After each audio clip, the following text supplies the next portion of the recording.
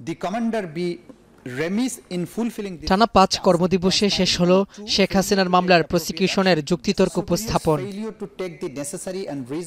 বৃহস্পতিবার বিচারের শেষ ধাপে এসে বিভিন্ন তথ্যপ্রমাণ তুলে ধরে চিফ প্রসিকিউটর বলেন, শেখ হাসিনা ছিল অপরাধের প্রাণভোমরা ও নিউক্লিয়াস।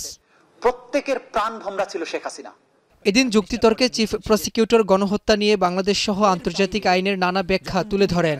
গণহত্যায় শেখ হাসিনা ও আসাদুজ্জামান খান কামালের সর্বোচ্চ শাস্তি মৃত্যুদণ্ডের আবেদন জানান তিনি।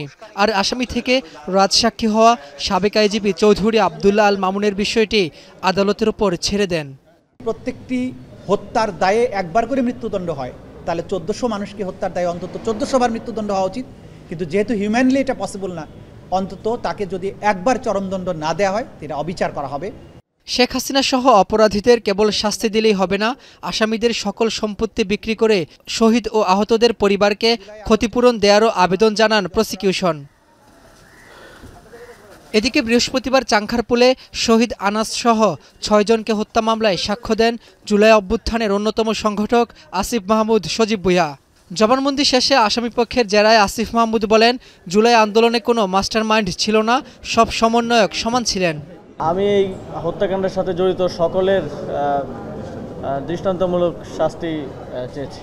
১৪০০ জনকে তো এই গণঅভ্যুত্থানের সময় হত্যা করেছে, কিন্তু বিগত ১৭ বছরে আরও কত হাজার মানুষকে যে হত্যা করেছে এর তো কোনো ইয়ত্তা নেই। এখন আমরা বিভিন্নভাবে তালিকা পাচ্ছি। এদিন আশুলিয়ায় ৬ লাশ পোড়ানোর মামলায় ১২তম দিনের সাক্ষ্য গ্রহণ শেষ হয়। রাব্বি হোসেন, এখন, ঢাকা।